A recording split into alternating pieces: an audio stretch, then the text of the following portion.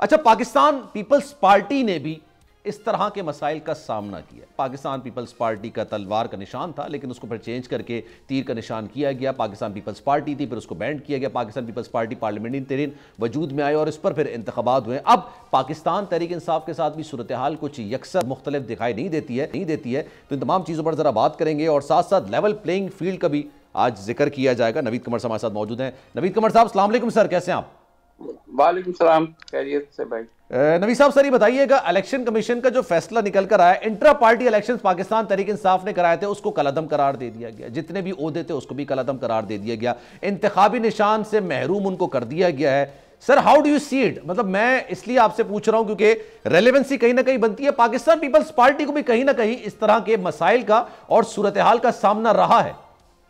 जी, बिस्मिल्लाहिर्रहमानिर्रहीम। सबसे पहली चीज तो ये कि हमने सारी जिंदगी इसी किस्म के मसाइल फेस किए हैं और उनसे लड़ते आए हैं और अल्लाह के फजल से कामयाब भी होते हैं। बात सारी ये है कि जहां हम ये कहते हैं कि हर एक को मौका मिलना चाहिए और हर एक को जो है इलेक्शन की क्रेडिबिलिटी तब बनती है जब तमाम पार्टीज उसमें हिस्सा ले सकें और फिर लोग फैसला करें कि किसको आगे होना है, किसको पीछे होना है। लेकिन उसके साथ साथ आप ये भी ना भूलें कि जाहिर है कि इलेक्शंस और बल्कि तमाम चीज़ें जो हैं किसी कानून के तहत होती हैं।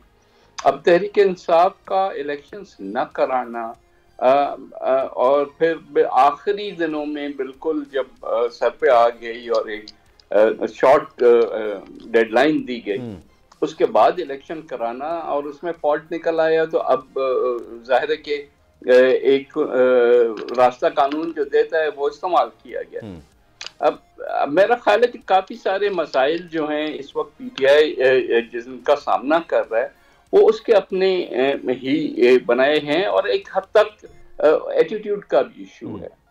अगर शुरू से चेयरमैन तहरीक इंसाफ का ये ना होता एटीट्यूड कि जी मैं कानून से बालातर हूँ, तो ना नौ में का वाकया होता, ना इस किस्म की और चीजें होती।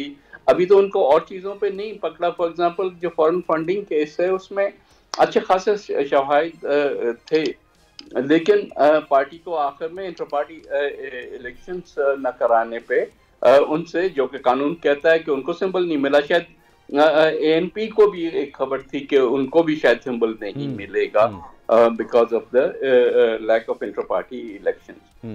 तो भाई ये तो हम सब जानते हैं कि ये काम तो पहले दिन करना होता है ना।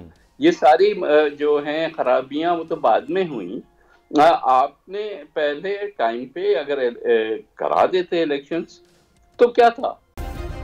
सब्सक्राइब करें और बेल दबाएं ताकि कोई खबर रह न जाए।